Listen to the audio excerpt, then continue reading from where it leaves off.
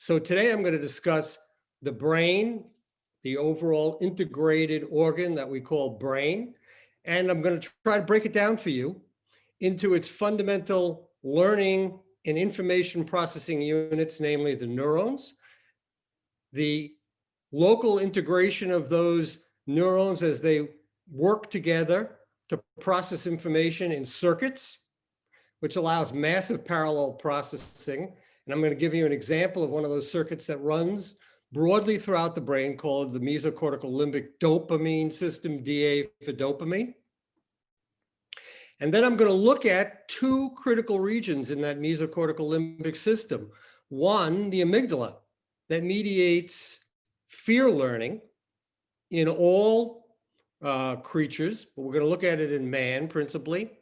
And I'm also going to look at another aspect, another region of the mesocortical limbic system, the nucleus accumbens, that mediates motivation and is one of the central areas where addiction is encoded. And we're going to look at both of these regions as they learn and as they encode through that learning human behaviors and animal behaviors, and how that learning involves the fundamental process of neuroplasticity, which is a term that describes the ability of neurons to modify and revise their functioning, and in so doing, to learn new functions that encode the behaviors that we have as human beings.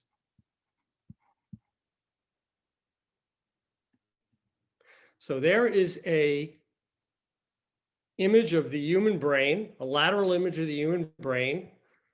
There's the frontal cortex, here's the temporal lobe, here's the occipital lobe where vision is encoded, here's the parietal lobe and association cortex. And to give you a perspective, the human cortex contains 16 billion neurons. I don't mean million, I mean billion. 16 billion neurons. The entire human brain contains 86 billion neurons. In contrast, the elephant cortex, which is 4 times the size, contains less than 1/5 the number of neurons. The elephant cortex contains 3 billion neurons. And the capuchin monkey contains 1.1 billion. And the parrot, with its mimicry abilities, contains 1/2 to 1 billion neurons in the cortex. Those cortical neurons receive signals from as many as 15,000 other neurons. So 15,000 other neurons are delivering information to any particular singular neuron that we identify. That human cortex with 16 billion neurons is 82% of the total mass of the human brain. And it weighs about 3 pounds in the adult. It represents 2% of the total weight of a 70-kilogram individual. So again, here are the regions: the frontal lobe, the temporal lobe, the occipital cortex, the association cortex. What do they do in general? Well, they recognize and control what we call the vegetative functions, the functions that are necessary to simply operate the body. Those are primarily unconscious functions: controlling temperature, controlling appetite, controlling sweating, controlling stress responses. Those are all vegetative functions that the lower centers of the brain, in the upper end of the brain stem, and the lower part of the brain called the hypothalamus control. Sensory monitoring is critical, monitoring both the internal milieu of the body and the external environment through the delivery, constant delivery of sensory information through all of our sensory modalities: hearing, vision, smell, taste, etc. Much of that is unconscious monitoring, which can be brought to consciousness, and we can take notice of it and use that information deliberately, or it can remain unconscious. Then we have emotive information. That is the information that, of course, encodes how we feel about different objects, stimuli, situations. It's the information that results in our experience of fear, of delight, etc. The cortex receives representations of this sensory information. So that sensory information arises and comes up through the cord, through the lower aspects of the brain. It is then goes into a central transit system that's called the thalamus, which is subcortical, so it's underneath all this cortex. I'll show, you'll see that in some of the later images. And then it's distributed, that sensory information, to the different cortical areas that are involved with the primary processing and recognition of what that information means. So in the occipital cortex, that visual information comes up, and that cortex is primarily responsible for integrating that information and making sense out of it so that we are able to recognize items, environments that we've seen before. And we're able to make initial comparisons of how they may differ, what we're seeing now from what we saw before. And then that information is also projected to the cortex, where the frontal cortex uses it to make decisions, to plan, and to take action. So that's what we call the cortical representation of that sensory information. The associational cortex also takes this information, integrates it with other information, makes comparisons, and creates the possibility for new and novel relationships that are unique to the capacity of the human brain. And as I mentioned, the prefrontal cortex is involved with thought, planning, and execution. So here we have a delightful little image of the basic unit of the brain, the neuron. The things to notice here that we're going to come back to are the dendrites. These are extensions of the body of the neuron. The body we call the soma. There's the nucleus that contains the DNA. And these extensions, these dendrites, are where the neuron hears, H-E-A-R-S. It's where it receives its information. It's where those 15,000 inputs make what we call synaptic connections along these dendrites that alter the electrical activity of the dendrite. And then if the neuron is excited sufficiently to fire and to discharge from its resting state, it projects that electrical discharge down the axon, and it can project that to other neurons that are nearby, or it can be projections through long axons that go from one region of the brain to another. So that's the fundamental setup. These synaptic areas have little spines that I'll show you along them. There are thousands of them. And each one of these spines houses a synapse. So the axons coming in from other areas, these axon presynaptic terminals coming in from other areas will be synapsing up here on the dendrite of this neuron, releasing these various neurochemicals, which we call neurotransmitters, and as a result, binding to particular sites on those spines and generating electrical activity. So the neurons, although they are the fundamental cellular differentiated units that make the brain and give it its information processing capacity, distinguishing it from all other organs, they themselves come in a variety of flavors, which are separated according to neurotransmitters and according to morphology of the neuron itself. So for example, there are cholinergic neurons that release acetylcholine. There are noradrenergic neurons that release norepinephrine.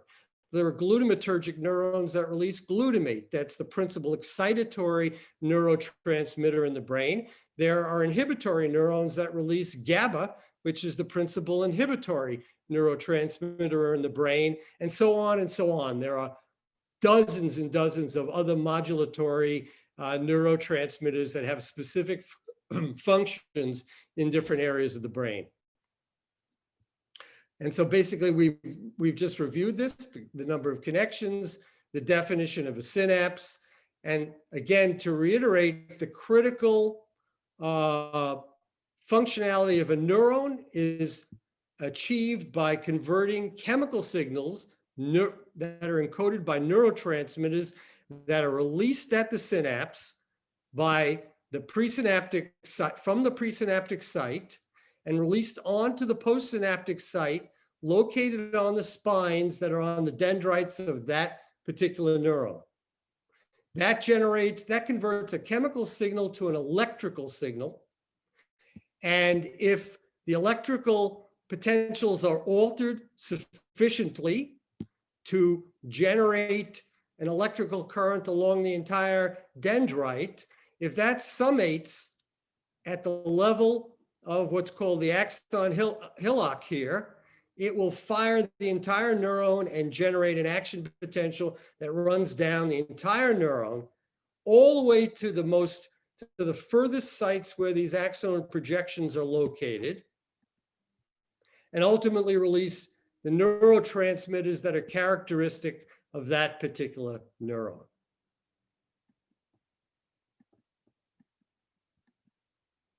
Okay, so this is a system that I'm going to talk about various aspects of the subcortical limbic system. And we're going to be talking for a while about the amygdala that you see here in green.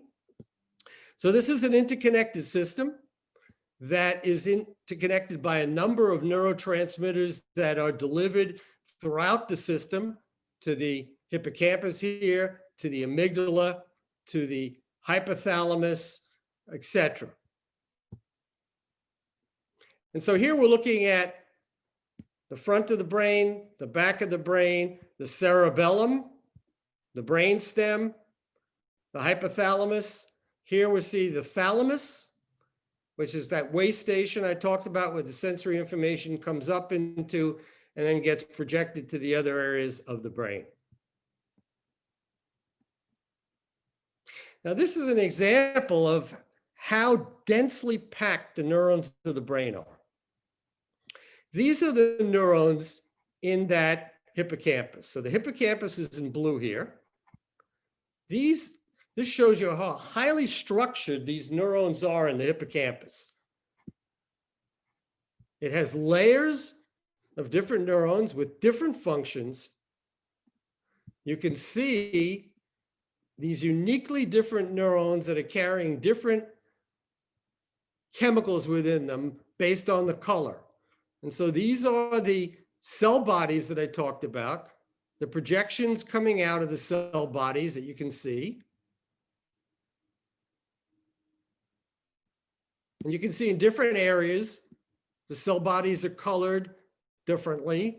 But what you see throughout is these axons projecting downward, thousands of them. And remember that this is probably a section that's only about 20 microns thick. So it's a truly a microscopic section, and we already have, perhaps 1,000 neurons in this section.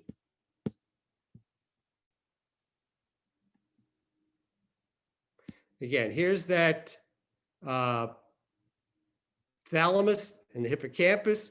Here's the amygdala that we're talking about. Here's the kind of signaling that's coming in to the neurons of the amygdala, coming from the visual cortex to bring information to that center that where fear is encoded.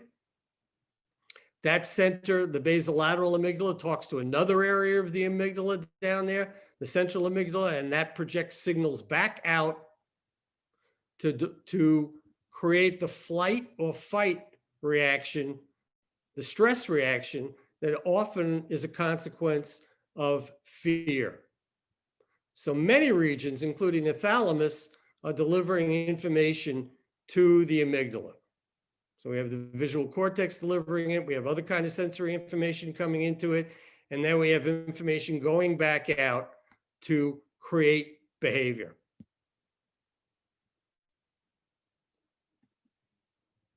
So this is an example of all of those different areas of brain that are delivering information to the basolateral amygdala, and all of the different types of neurotransmitters that are characteristic of each of these areas of the brain that are coming in to the neurons of the basolateral amygdala, bringing discrete types of information that modify the function of all the neurons that are in that basolateral amygdala, modifying the way the neurons in there are firing, modifying the way the circuits are functioning at that moment in the basolateral amygdala, and ultimately modifying the output of the basolateral amygdala to the other areas of the brain that I just spoke of.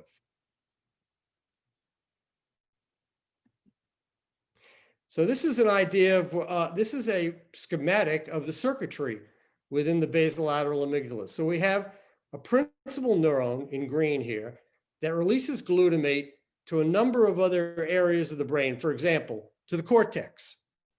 And that principal neuron is controlled by an inhibitory neuron delivering a negative signal. That inhibitory neuron is also located right within the basolateral amygdala. And this is just a schematic again, so there are clearly way more than just one GABA neuron that are modulating this principal neuron, but for the moment, one is sufficient to digest. And as you can see, in addition, there are all kinds of other signals coming into that one neuron. There are glutamate signals that could be from the cortex. There are dopamine signals that are also inhibitory, but in this case, the dopamine signals are inhibiting the GABA neuron, not the principal neuron directly. So you see we have modulation of that inhibitory neuron by other neurotransmitters that are coming in from other places. And this GABA neuron also is receiving glutamate neurons to fire it and to excite it. And it's receiving the GABA signals from other GABA neurons. So this is a highly, highly mediated system, and so that the information that's encoded is highly complex, highly differentiated, and finely tuned. And this kind of circuitry allows the brain to tune its responsiveness to particular inputs. So at certain times, neurons may be relatively unresponsive to the same input signal that would fire them at other times. And that's what we would call tuning. It's the readiness and the responsiveness of a particular neuron to signals that are acutely coming in. And so whether the neuron fires or not and generates that action potential that goes down its axon and delivers its signal to other areas of the brain really depends on how that neuron is tuned at that time and what kind of signals are acutely being delivered to it. So this is a schematic. You can see that this basolateral amygdala area of the amygdala talks to the central nucleus of the amygdala. They're immediately adjacent to each other. The central nucleus then drives the output responses to the brainstem that cause the fear response, leading to activation of the autonomic nervous system and leading to the fight or flight response. So you get sweating, you get increase in your heart rate, you get increase in your breathing rate, you may get lightheadedness, the GI tract is shut down in favor of blood flowing to muscles so that you can take off from whatever it is that is endangering you. All of that's happening because of the fact that the BLA has been interacting with the frontal cortex and as a result, recognizing the feared stimulus and exciting the central nucleus of the amygdala, leading to these outputs. What are the inputs that do this to BLA? The inputs can be conditioned stimuli and unconditioned stimuli. So an unconditioned stimuli is a new stimulus that has not been learned before, but that generates fear. And a conditioned stimulus is one which has already been learned and been associated with a context in which that stimulus occurs. For example, you can train an animal or a human to associate a tone or an image, a visual image, with an electrical impulse, a shock. That becomes a conditioned stimulus. When that association is created and is a strong association, it's encoded in the basolateral amygdala. And as a result, the animal or the human develops fear to the tone, because the tone predicts shock and pain. That's a conditioned stimulus. The BLA recognizes conditioned stimuli. It talks to the medial prefrontal cortex about that very, very rapidly, obviously, and makes an appropriate and very rapid survival response to that. Of course, at some times, and we'll get into that, those survival responses are no longer appropriate, and such a situation would be PTSD, which we'll talk about. So how does this conditioned fear take place? This is going to give you a flavor for how neuroscience research is done in humans. So we have that fear conditioning, where a human being learns to associate a visual image with an electroshock. And that's repeated until it's learned. Sometime thereafter, it's reactivated, meaning the memory that was initially created is now going to be strengthened by the same stimulus response association taking place again. And we call this memory consolidation, reconsolidation. And it's actually a molecular process that takes place within the neurons that is fairly well understood at this time.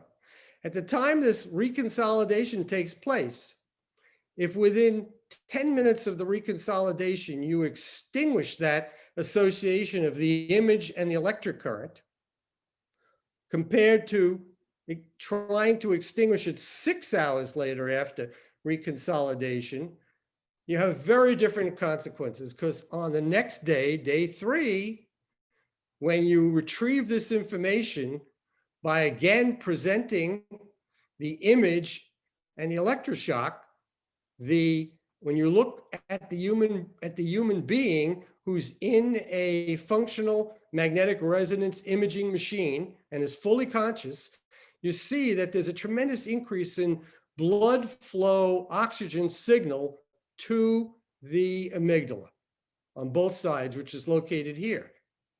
However, you see nothing in the individual where that received the extinction training 10 minutes after the reconsolidation. So in other words, the memory has been disrupted. The formation of an even stronger memory has been disrupted by this extinction procedure, in which the tone was presented repetitively in the absence of the electroshock.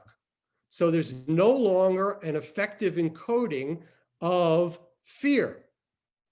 Now, if you come back literally 18 months later on day 537, and you repeat in these two groups the presentation of the tone and the electroshock, what you see is that in individuals who received the initial fear conditioning, which was not disrupted, and who had this strong response in the basolateral amygdala on day 3, a year and a half later, they sweat like crazy. This is skin conductance response. They're sweating like crazy. when they receive that presentation of the tone and the shock. In comparison to individuals who never had conditioning early on, all they had was the presentation of the tone without a shock. When they get the tone and shock here, they have a much lower response compared to those who have a strong memory. And in contrast to these two groups, those who had extinction have a vastly lesser skin galvanic response compared to those who, where it was not extinguished. So this shows a strong association between what's happening in the basolateral amygdala in response to this fear conditioning paradigm and the memory that is created and that leads to a far more powerful response 18 months later in this group compared to that group. So the message here is that undisrupted learning, which we see in this upper limb, leads to altered neuronal activity, because that's what's causing the increased blood oxygen signal here, is the demand of the neurons due to the increased workload on them to take up more oxygen to allow them to use fuel more effectively at that time when they are hyperactive. So undisrupted learning leads to altered neuronal activity, leads to long-term memory. And here's the evidence of the long-term memory, this response compared to this response. So to catch you up to date, literally in the last, I can't remember, last month or two, this study just came out and it shows you the ever-evolving nature of our understanding of the human brain. And that is, previously, we thought literally that the amygdala was primarily, and if not exclusively, the site for fear encoding. And another region that I haven't talked to you about, the basal nucleus of the stria terminalis, was the site for anxiety. And now we know that, in fact, both sites are involved in both stimuli. So stimuli that create anxiety versus stimuli that create fear actually activate both regions. Try to move this out of the way, which is shown right here. So you see the activation of the BNST and the activation of the amygdala. And you see that in individuals who are in an fMRI study of their brain, and we were looking again at activation in red of many brain regions, if they were presented with a threat that either predicted certain or uncertain danger, that they end up with fairly similar activation in the both regions. Some individuals activate this region, the amygdala, more than that. Others activate this one more than that. But overall, when you look at the entire population, there's a pretty much an equivalent activation of both regions across a large group of individuals studied in this particular investigation, 99 individuals. So for information processing, which leads to learning, we require neuronal plasticity in all brains. And what is neuronal plasticity? It's the rewiring of neural connections, the establishment and strengthening of synaptic connections. And why do we need this? It's required both to establish and to maintain memories. So the rewiring of neural connections occurs within regions, like within the basolateral amygdala, and between regions, between the basolateral amygdala and the nucleus accumbens, between the basolateral amygdala and the median prefrontal cortex. And it also involves the establishment and strengthening of those synaptic connections at the level of the spines on the dendrites. So we have functional learning and we have dysfunctional learning. Here's an example of dysfunctional learning that leads to particularly a very serious disorder, post-traumatic stress disorder, which is the impaired fear learning and threat detection, impaired executive function, impaired emotional regulation that's seen at 6.8% prevalence of the entire population in this country, and most prevalently occurs in those who have been exposed to severe military combat or natural disasters, and who are predisposed by genetics or by childhood psychological trauma. And what does this involve? It involves severe uncontrolled fear, stress responses. And what is actually taking place in the brain? You have a hyperactive amygdala and right insula, which we haven't talked about. This is called the salience network, these various areas. The salience in this case means that a particular cue, like a visual image or a tone, becomes imbued with a particular significance because it has a learned association that causes that particular tone or image to predict a certain consequence. So that salience network becomes overly active, and these fear responses become uncontrolled in individuals with PTSD. And that's associated also with a hypoactive prefrontal cortex. So the prefrontal cortex, which is able usually to inhibit the amygdala, suffers a loss of this capability. So here we have, again, it's learning. It's changes at the level of neurons and circuits in very specific areas of the brain.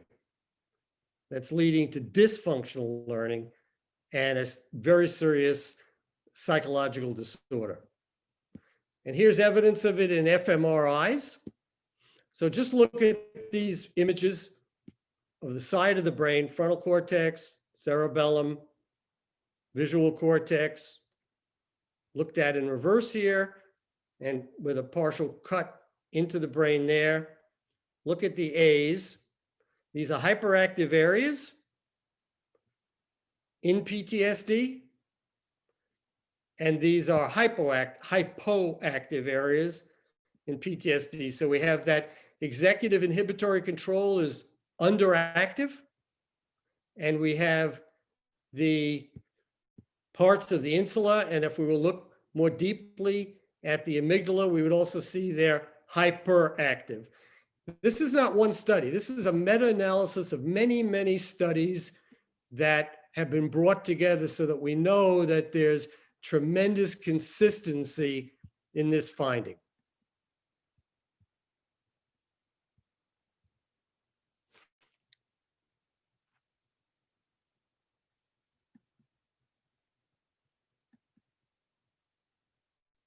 Okay, so now let's move on to another critical area in the mesocortical limbic system, the nucleus accumbens.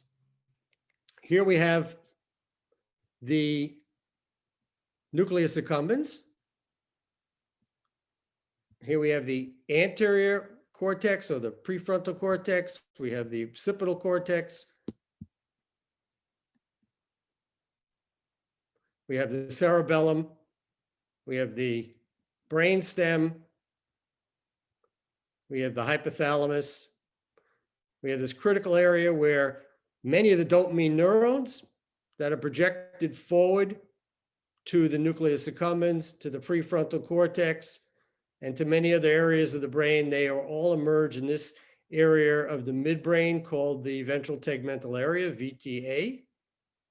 And they go to the nucleus accumbens. The normal nucleus accumbens is functioning to recognize rewarding experiences. The abnormal nucleus accumbens is involved critically in addiction. So we have normal reward and we have abnormal reward that are both encoded in this area amongst others, but this is a pivotal area in both of those responses. And again, here we see it again. So the amygdala was down here. The nucleus accumbens is here in the forward center of the brain, right behind the frontal cortex. And here we have the VTA where those dopamine neuron cell bodies are, and they're projecting their axons to the nucleus accumbens, and they're projecting their axons throughout the cortex.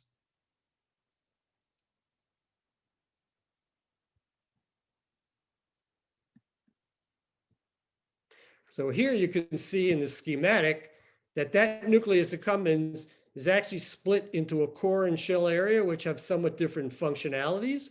And it's receiving signals via axons from neurons in many different highly differentiated regions, from the amygdala, from the prefrontal cortex, from the hippocampus, from the thalamus, from the brainstem where the VTA dopamine neurons are coming from. And so that accumbens is receiving all kinds of neurotransmitters that are carried by these different neurons.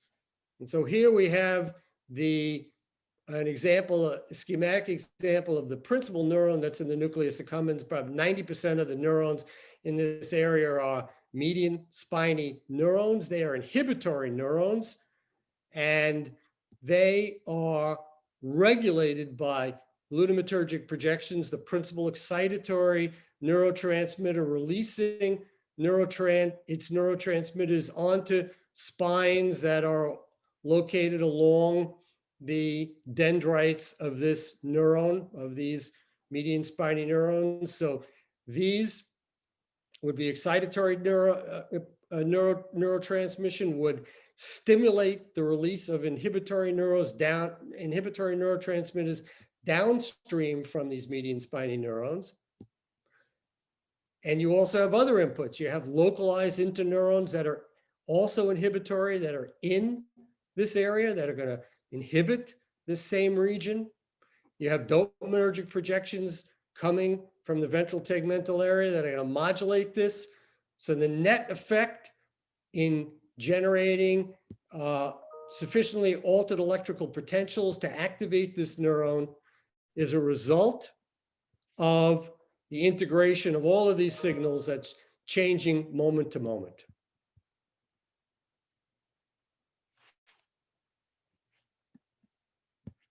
So here we see part of the limbic system. We see the amygdala. We see its connections to a variety of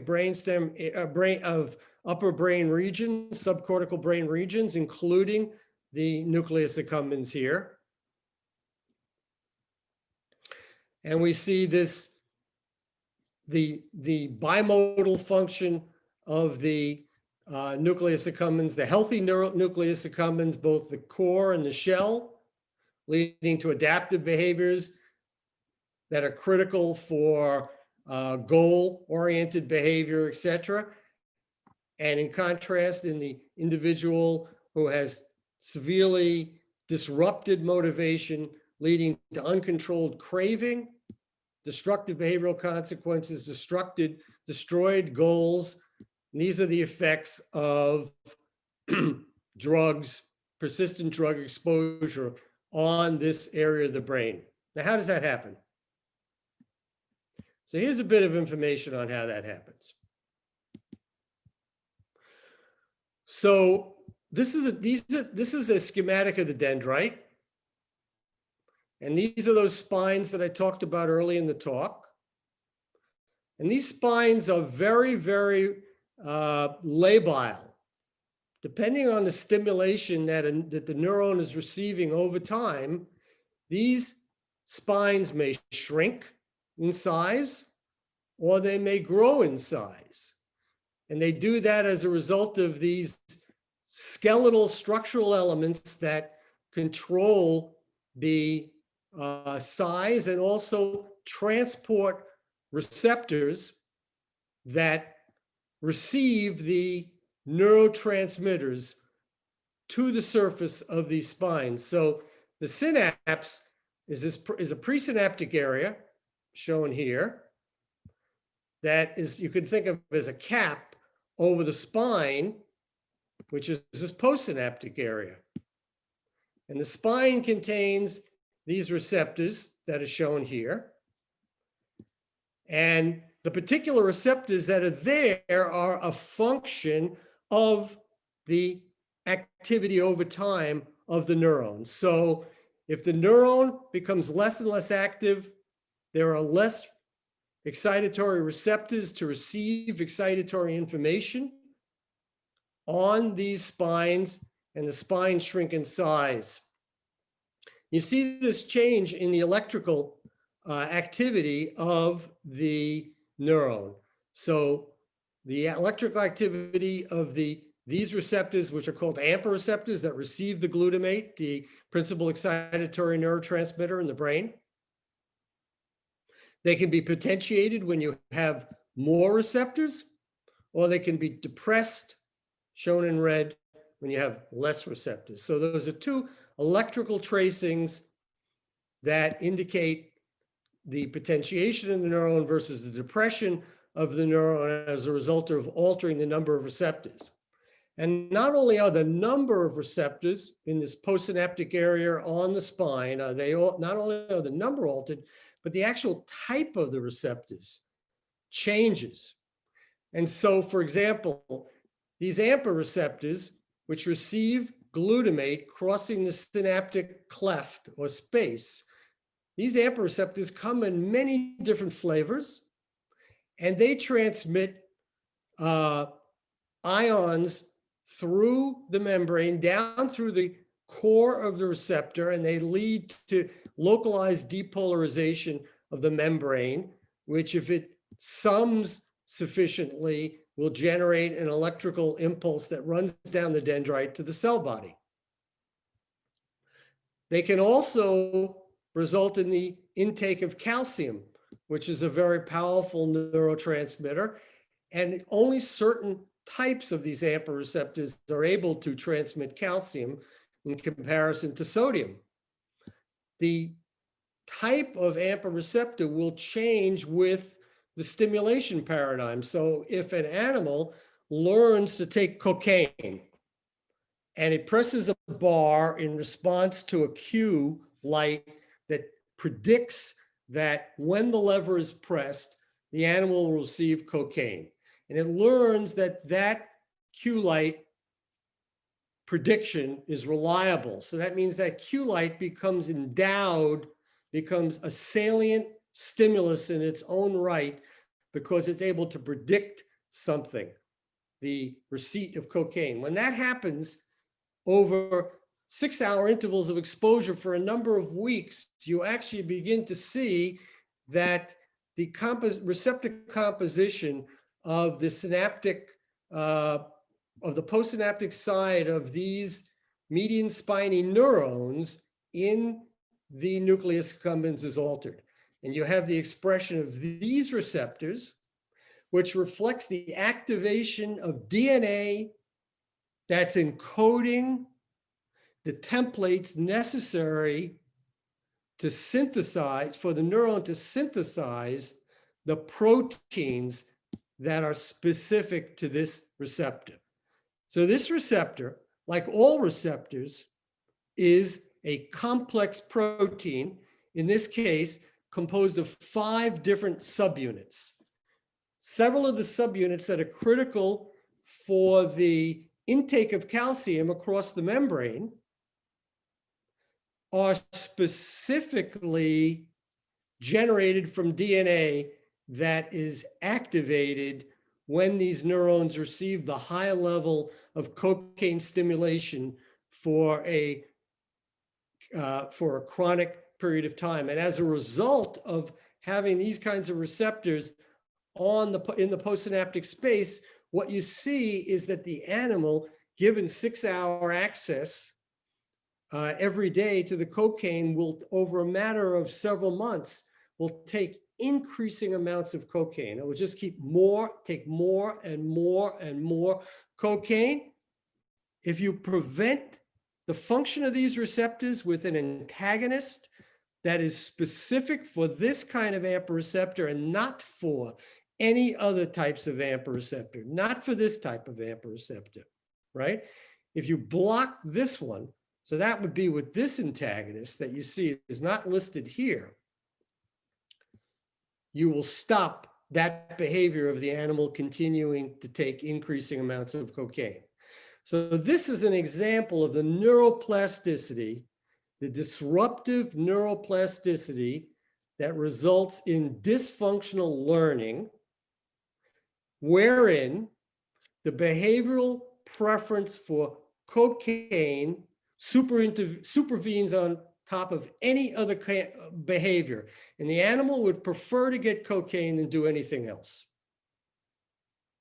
Even to the point of preferring it to food, preferring it to calories, et cetera, et cetera. And this is exactly the same kind of thing we see in a human being who develops dysfunctional behavior to drug. It's encoded in this area and a variety of other areas. It's encoded on molecular level that alters neurotransmission and consequently alters the behavior of circuits, changes brain function and behavior. And we find that depending upon the genetics, the drug, particular drug itself, the chronicity of exposure, that in about 20% of individuals, they will develop severe addiction. And even over a period of months to years, they may find it very, very, very difficult to become free of that addiction, because those cues that were associated with receiving cocaine are very, very difficult to unlearn. The coding of those cues associated with memories of receiving cocaine are extremely powerful, and they remain residual in the brain, encoded by many of these persisting changes for months and for years in certain individuals. And because of the genetics, because of the pharmacology of exposure, the duration of exposure, the power of the drug itself on the circuitry, you will see some individuals who have taken cocaine who have this problem for years and others who don't. And of course, that causes a lot of misconceptions and misconclusions. And unfortunately, it leads to a moralizing approach to these individuals when in fact the problem is fundamentally biological and behavioral. And it's not a problem that exists at the discretion of simply conscious choice. So it's not a moral issue that we're looking at here at all. We're looking at the way the brain becomes maladapted to living in society as a result of drug exposure.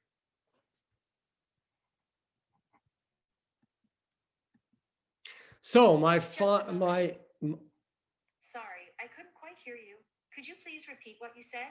Yeah, we're looking at the way the brain becomes maladapted to living in society as a result of drug exposure. So here's what I found. Oh gosh, that's the far, that's I don't know how that came on. I have no idea. So here's my summary slide.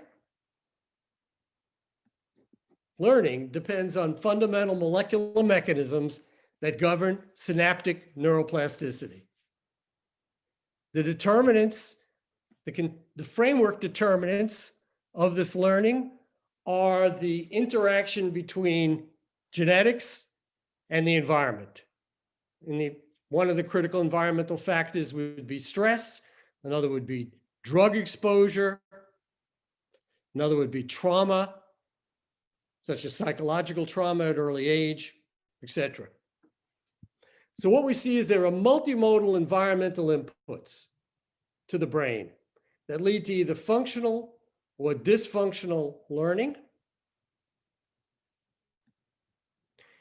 And as a matter of philosophy, I'll leave you with this message: that productive individuals in successful societies are ingenious, inventive, productive, and moral. In contrast, we have a spectrum. Those ingenious, productive, moral individuals transition to becoming intelligent, less productive individuals in environments of rising stress. They maintain their morality. As stress and society become further disruptive and incoherent to individuals, we have intelligent individuals whose productivity falls even further. Their stress levels rise. They develop antisocial behavior, and we see the emergence of immorality. And I say that this is all a result of the interaction of brain with the genetics and the environment. And we see, I believe this is, that history attests to the spectrum of revision in human behavior and in the use of human intelligence that I have described here when we look at the history of the 20th century.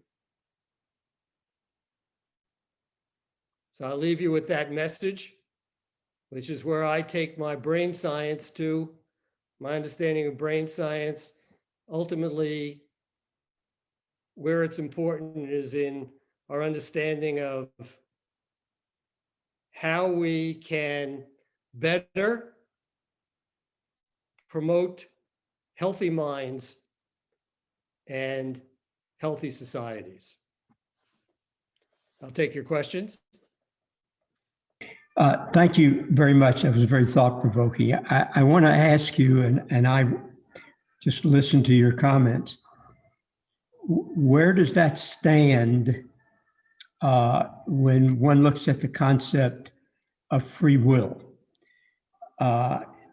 Because one has choices if one is aware of the consequences of one's actions.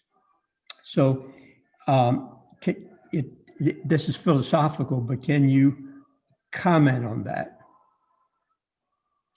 Well, I think disadaptive behaviors disrupt free will, right? So if you have PTSD, your executive function is severely disruptive. You're responding to cues that ordinarily would be highly modulated and dampened, right? A sound, a noise is endowed still with battlefield significance when it ought not be. And that clearly interferes with your ability to think and plan because you're being besieged by a world of stimuli that connote significations that are no longer true. So that's an impairment of free will. And I think addiction is another example of an impairment of free will because your mind is now, in 20% of individuals who truly have the full scope of addictive control over their brain, the cravings that they have, again, as a result of cues that stimulate that unsuppressible desire to obtain drug, clearly interfere with executive function in every domain, right? Whether it's domestic, whether it's social, whether it's political, whatever. They can't rely on themselves. So I think that free will functions for individuals in stable societies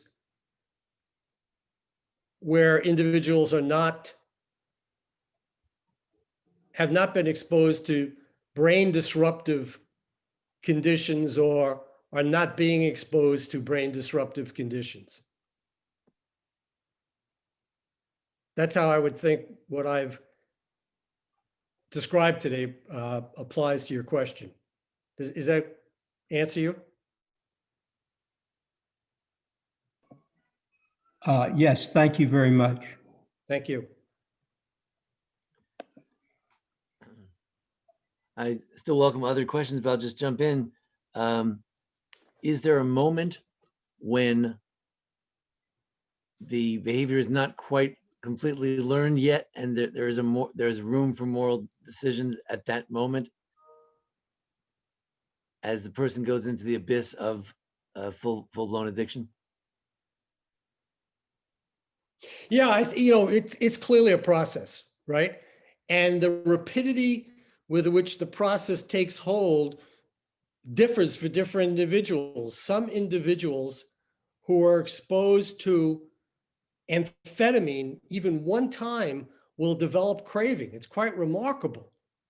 Whereas obviously cigarette addiction, so, these highly stimulative drugs like cocaine or amphetamine or the highly neurodepressive drug class of the opiates, in all of those, about 20% of individuals get severe addiction.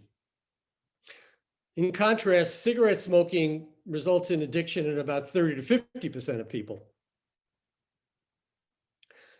You can see the process, the longitudinal process of cigarette smoking much more readily. It usually begins in early adolescence with experimentation, and a lot of people, most drop out at that point, right? And it becomes a habit by late adolescence for a lot of individuals. There's a lot of room for guidance during that period of time because the genetic contribution in early adolescence is very, very minimal. It's maybe a few percent at best. It's hard to discern it.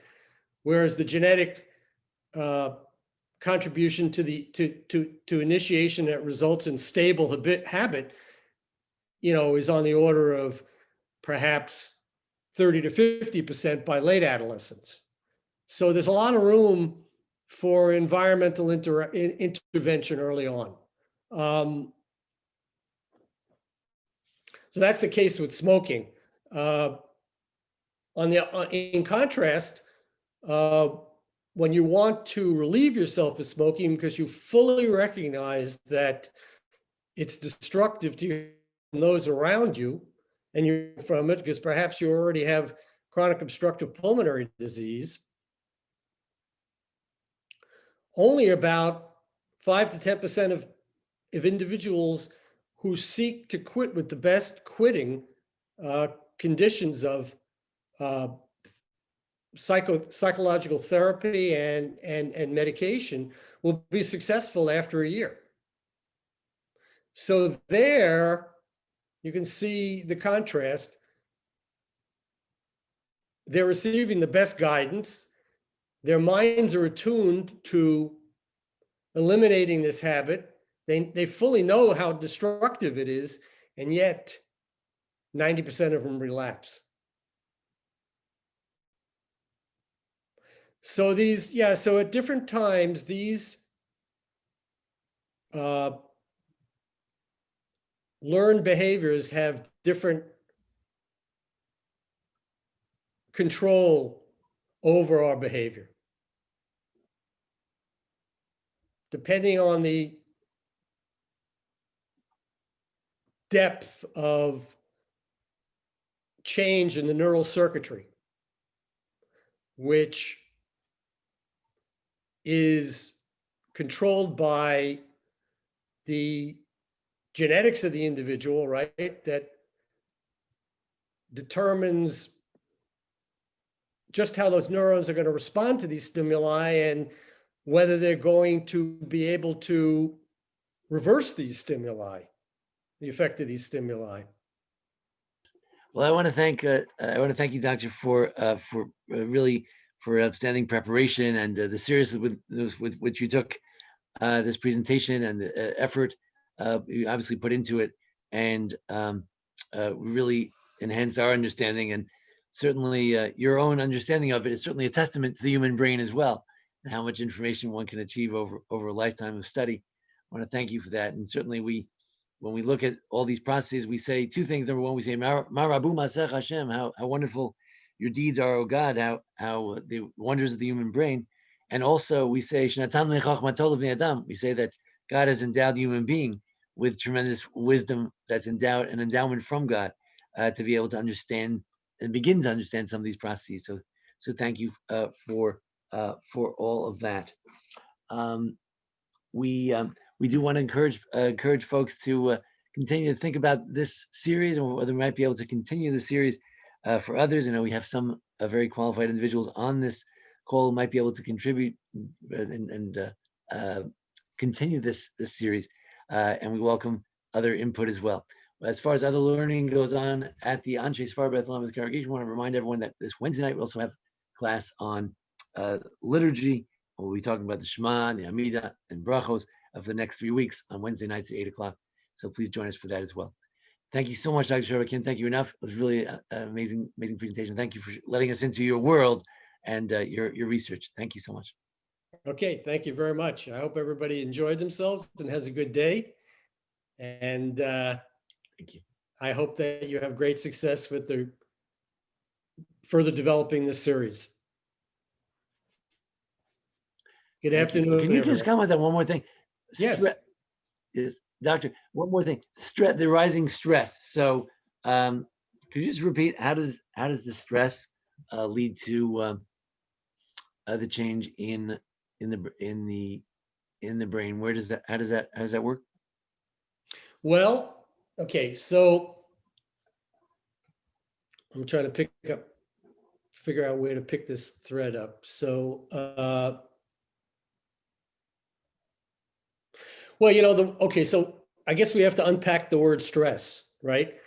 And, stress is on the one side of the coin, stress is a very individual response to situations. And I guess what we're talking about really is distress, right? We're not talking about eustress, we're talking about distress, right?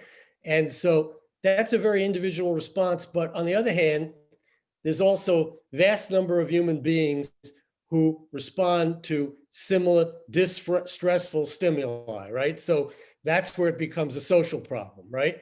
And so, for example, the distress for men and also for women of losing their jobs, right? Right? Which is something that we're seeing all around us now, right?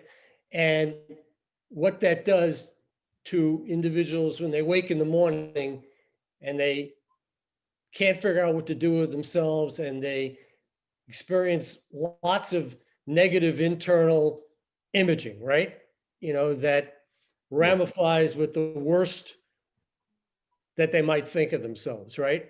The worst ways they might think of themselves. And I think that okay, so what do we see that leading to? That leads to depression and that leads to drug abuse, right?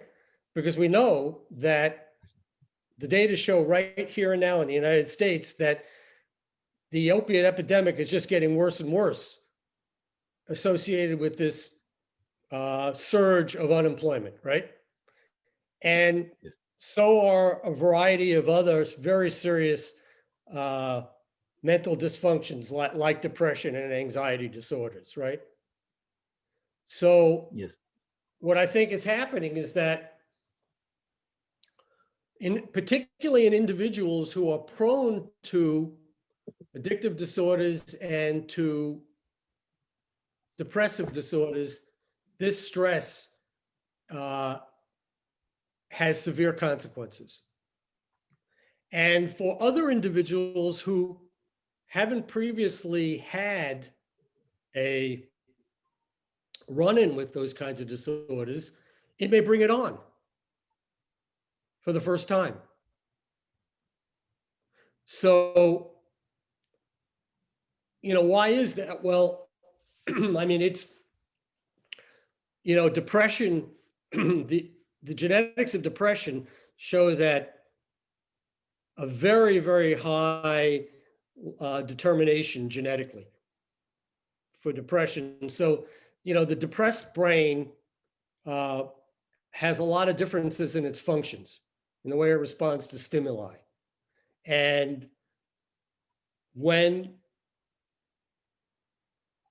stressors rise for the depressed brain, it promotes depression.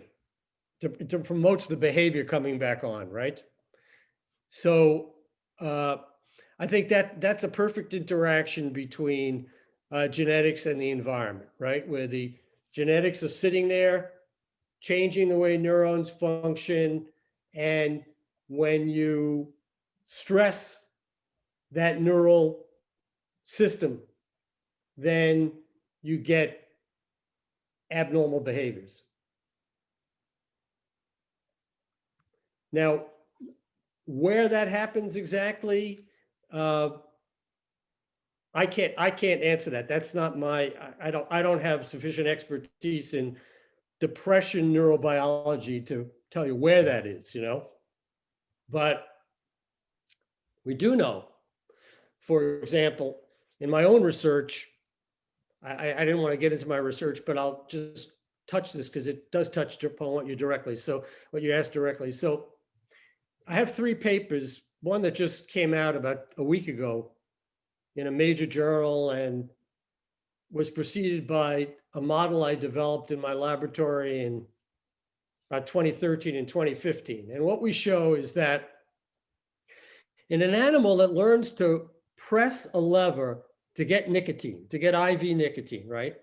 The animal will, over 2 weeks, learn to do that and do it predictably.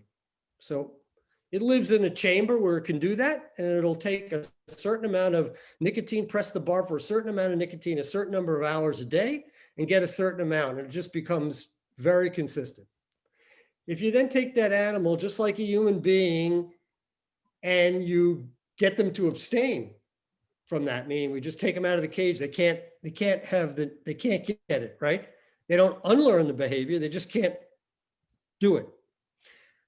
And during the say 8 days we have them out, we just put them in restraint for a half hour every other day. It's not much of anything, you would think, but that's what we call the stress.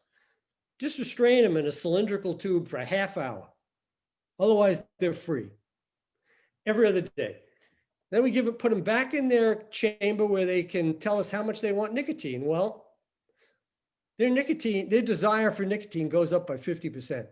They literally take 50% more nicotine. And when we test them for a test of motivation, we find the motivation goes up, meaning that they are willing to work a lot harder to get any particular amount of nicotine than they were previously, right? Now, because of that stressed half hour. What's that? Because of the stressful half hour. Yes, so they've gotten 4 stressors.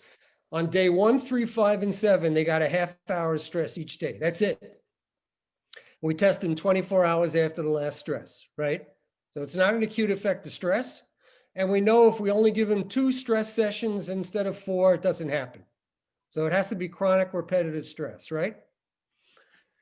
And what we've shown is that area of the brain that I'm highly interested in, that I've written a lot about, particularly some very long reviews the last 2 or 3 years, that area called the basolateral amygdala is absolutely critical in that behavior of taking more nicotine.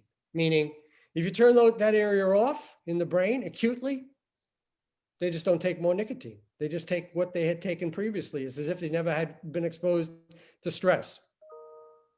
And in this paper that we just published a week ago, we show that if we give them different benzodiazepines, so that's like Valium, right? Like Valium and Librium, and all those anti-anxiety drugs, right? So if we put those drugs directly into the brain, directly into the basolateral amygdala on both sides, right?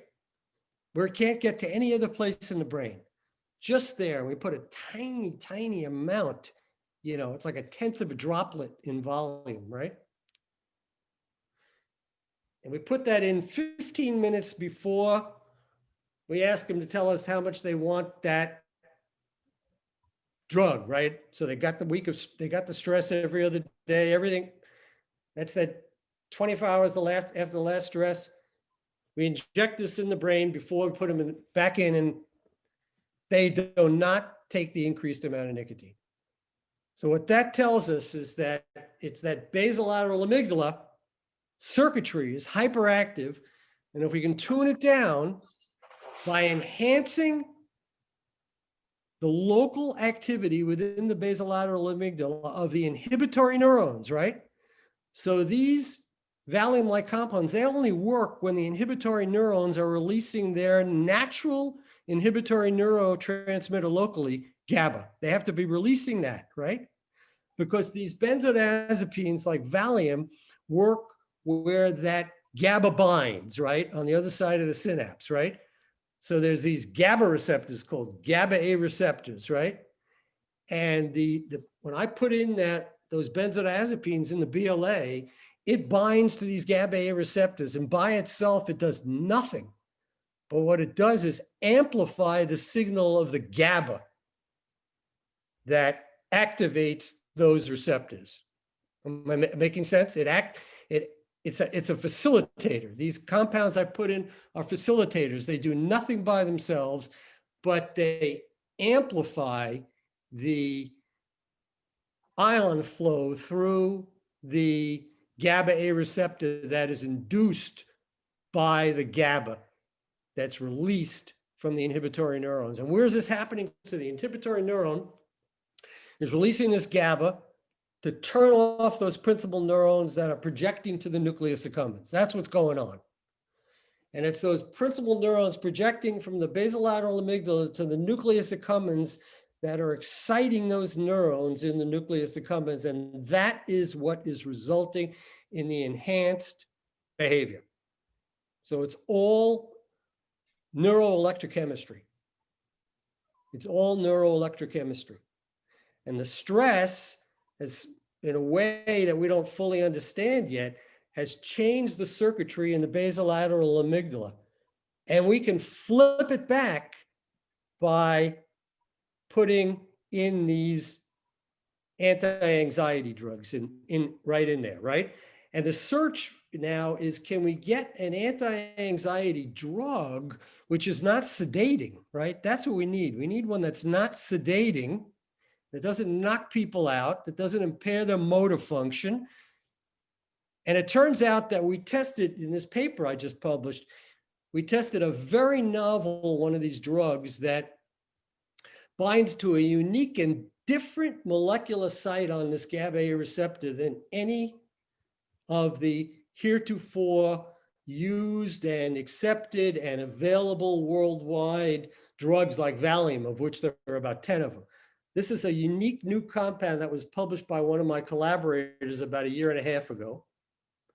And we tested that compound, and it's completely non-sedating.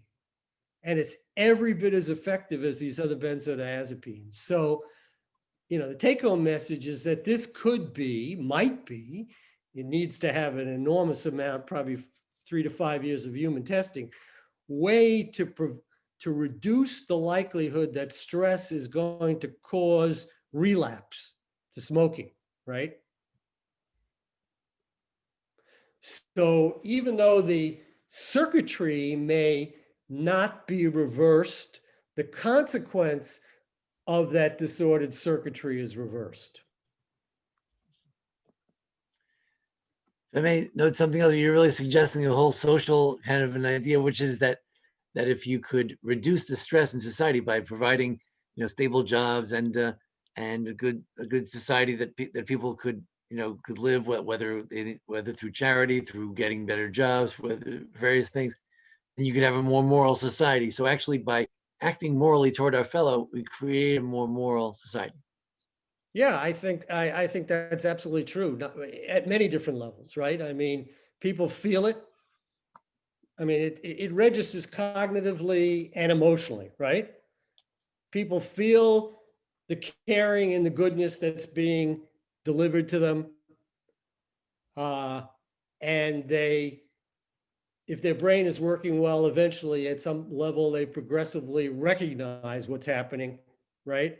And so there's an integration of the cognitive and the emotional dimensions of brain function that, has a power to it, right? Because then people, once it gets to the cognitive level, you have the ability to,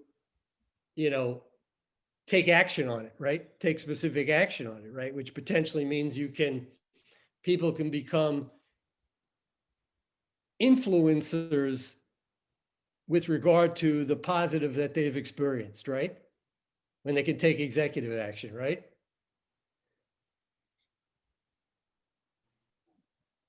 Oh, Doctor. Well, I have a quick question. Sure. In terms of your research.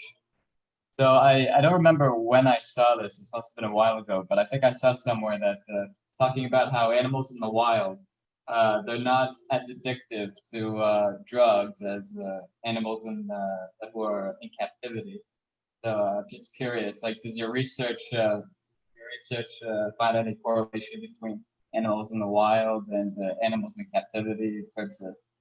We have no way of studying animals in the wild. Yeah, I mean, see, when we study, we strive for uniformity in science through repetition, right? So that we have progressively higher levels of certainty and credibility in our findings. And that means a lot of that uniformity comes from the subjects being as similar as possible to each other, right? And devoid of effects of the environment on them. So we often breed our own animals and grow them up. So we know that in our vivarium, what the influences are. They're not shipping stress is a famous stressor that causes animals in different labs to have considerably different responses to behavioral tests, right? We want to avoid those kind of things, right? So we have to we strive for this high level of uniformity.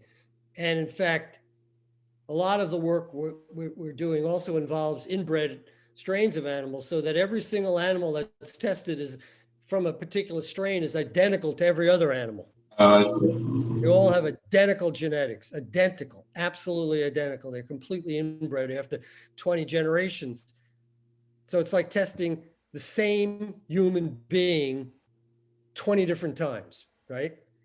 And so again, that's another way to get tremendous consistency, and also to be able to identify if there are different behaviors between these different strains that are, each one of which is completely inbred, then and it's not due to environment, then it must be due to genetics, right?